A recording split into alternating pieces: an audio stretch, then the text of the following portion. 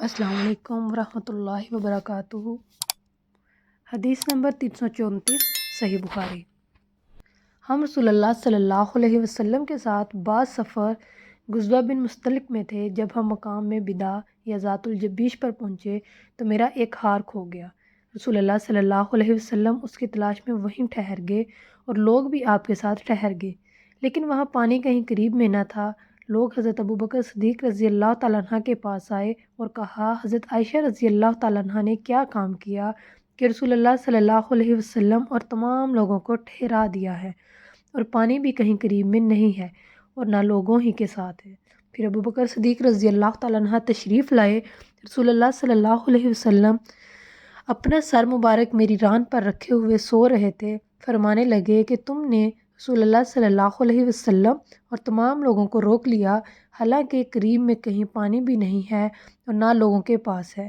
حضرت عائشہ رضی اللہ تعالیٰ عنہ کہتی ہیں کہ والد ماجد رضی اللہ تعالیٰ عنہ مجھ پر بہت خفا ہوئے، اور اللہ نے جو چاہا انہوں نے مجھے کہا اور اپنے ہاتھ سے میری کوکھ میں کچھ کچوکے لگائے۔ رسول اللہ صلی اللہ علیہ وسلم کا سر مبارک میری ران پر تھا، اس وجہ سے میں حرکت بھی نہیں کر سکتی تھی۔ رسول اللہ صلی اللہ علیہ وسلم جب صبح کے وقت اٹھے تو پانی کا پتہ تک نہ تھا، بس اللہ تعالیٰ نے تیمم کی آیت اتاری اور لوگوں نے تیمم کیا۔ اس پر اسید بن حضیر رضی اللہ تعالیٰ عنہ نے کہا، اے آل ابو بکر، یہ تمہاری کوئی پہلی برکت نہیں ہے۔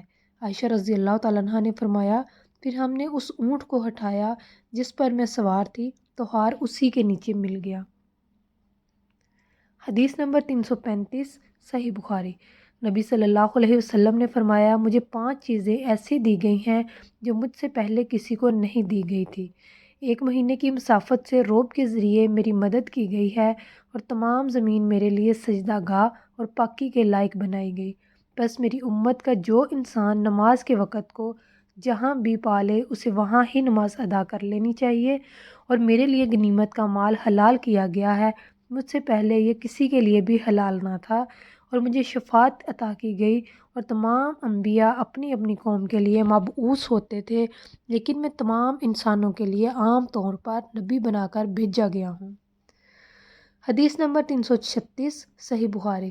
انہوں نے حضرت اسما سے ہار مانگ کر پہن لیا تھا، وہ گم ہو گیا۔ رسول اللہ صلی اللہ علیہ وسلم نے ایک آدمی کو اس کی تلاش کے لیے بھیجا، جسے وہ مل گیا۔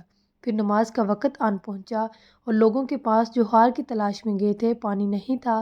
لوگوں نے نماز پڑھ لی اور رسول اللہ صلی اللہ علیہ وسلم سے اس کے متعلق شکایت کی، بس خداوند تعالیٰ نے تیمم کی آیت اتاری، جسے سن کر اسد بن حضیر نے حضرت عائشہ رضی اللہ تعالیٰ عنہ سے کہا، آپ کو اللہ بہترین بدلہ دے، واللہ جب بھی آپ کے ساتھ کوئی ایسی بات پیش آئی جس سے آپ کو تکلیف ہوئی تو اللہ تعالیٰ نے آپ کے لیے اور تمام مسلمانوں کے لیے اس میں خیر پیدا فرما دی۔ حدیث نمبر 337 صحیح بخاری۔ میں اور عبداللہ بن یسار جو کہ حضرت میمونہ رضی اللہ تعالیٰ عنہ زوجہ نبی کریم صلی اللہ علیہ وسلم کے غلام تھے، ابو جہیم بن حارث بن سمہ انصاری صحابی کے پاس آئے۔ انہوں نے بیان کیا کہ نبی کریم صلی اللہ علیہ وسلم بئر جمل کی طرف سے تشریف لا رہے تھے۔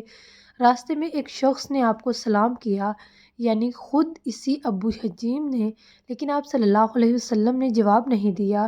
پھر آپ دیوار کے قریب آئے اور اپنے چہرے اور ہاتھوں کا مسح کیا، پھر ان کے سلام کا جواب دیا۔ حدیث نمبر 338 صحیح بخاری۔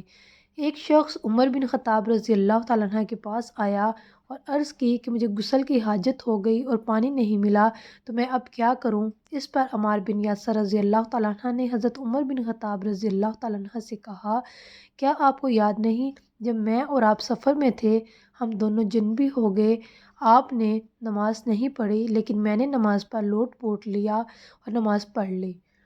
پھر میں نے نبی کریم صلی اللہ علیہ وسلم سے اس کا ذکر کیا تو آپ نے فرمایا کہ تجھے بس اتنا ہی کافی تھا، اور آپ نے اپنے دونوں ہاتھ زمین پر مارے، پھر انہیں پھونکا اور دونوں سے چہرے اور پونچھوں کا مسح کیا۔ حدیث نمبر 339 صحیح بخاری۔ یہ واقعہ بیان کیا اور شبہ نے اپنے ہاتھوں کو زمین پر مارا، پھر انہیں اپنے منہ کے قریب کر لیا اور پھونکا، پھر ان سے اپنے چہروں اور پونچھوں کا مسح کیا۔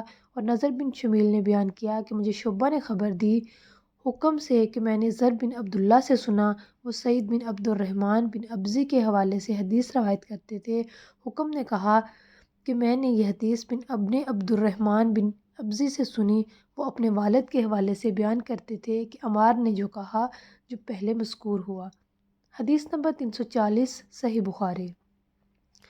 وہ حضرت عمر رضی اللہ تعالیٰ عنہ کی خدمت میں حاضر تھے اور حضرت عمار رضی اللہ تعالیٰ عنہ نے ان سے کہا کہ ہم ایک لشکر میں گئے ہوئے تھے، بس ہم دونوں جنبی ہو گئے، اور اس میں ہے کہ بجائے نفخوا فیہا کہ انہوں نے تفلوا فیہما کہا۔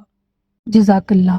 صحیح بخاری کی پوری کتاب انشاءاللہ آپ کو میرے چینل پر ملے گی۔ میری نیکسٹ ویڈیو دیکھنے کے لیے میرا چینل سبسکرائب کریں، لائک اور شیئر کرنا مت بھولیں، بیل آئیکن کو ضرور پریس کریں تاکہ میری ہر آنے والی ویڈیو سب سے پہلے آپ کے پاس پہنچ سکے۔